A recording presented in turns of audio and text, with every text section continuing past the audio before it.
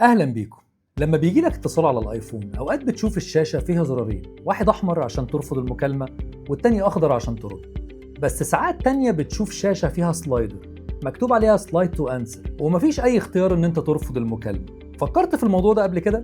طب ايه بقى اللي بيحصل؟ اللي لازم تعرفه ان فعلا ابل عامله شاشتين للمكالمات، وده بيظهر حسب حاله الموبايل. يعني لو الموبايل مفتوح وانت بتستخدمه هتظهر الشاشه اللي فيها زرارين، الاحمر والاخضر.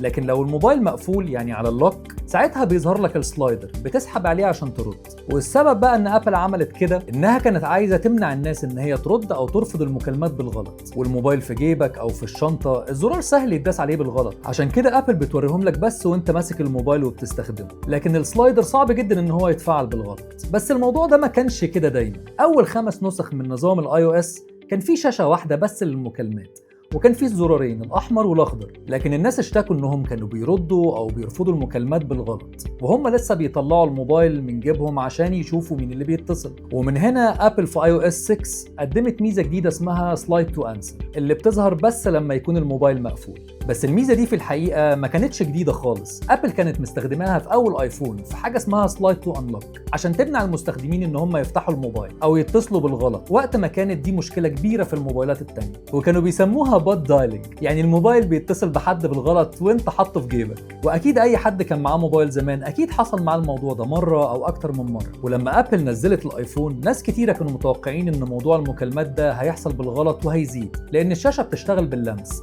بس عشان ابل استخدمت فكره السلايد تو انلوك الموضوع تقريبا اختفى، وموضوع المكالمات اللي بتحصل بالغلط بقى نادر قوي دلوقتي. وعشان كده ابل لما حبت تعمل نظام المكالمات الجديد استخدمت نفس الفكره، سلايد تو انسر زي سلايد تو انلوك. وده خلى من شبه المستحيل ان حد يرد او يرفض المكالمه بالغلط. بس في ناس شايفين ان ابل زودتها شويه، لان كتير مش عارفين اصلا يرفضوا المكالمه ازاي لما بتظهر شاشه السلايدر. مفيش زرار صريح بيوضح لك ازاي ترفض المكالمه، بس الموضوع بسيط. لو دوست دوستين على الزرار اللي فوق على اليمين هترفض المكالمه. وده السبب اللي خلى الايفون عنده طريقتين مختلفتين للرد على المكالمات. لو عجبك الفيديو ما كنتش تعرف المعلومه دي قبل كده، اعملي لايك وسبسكرايب، وسلام.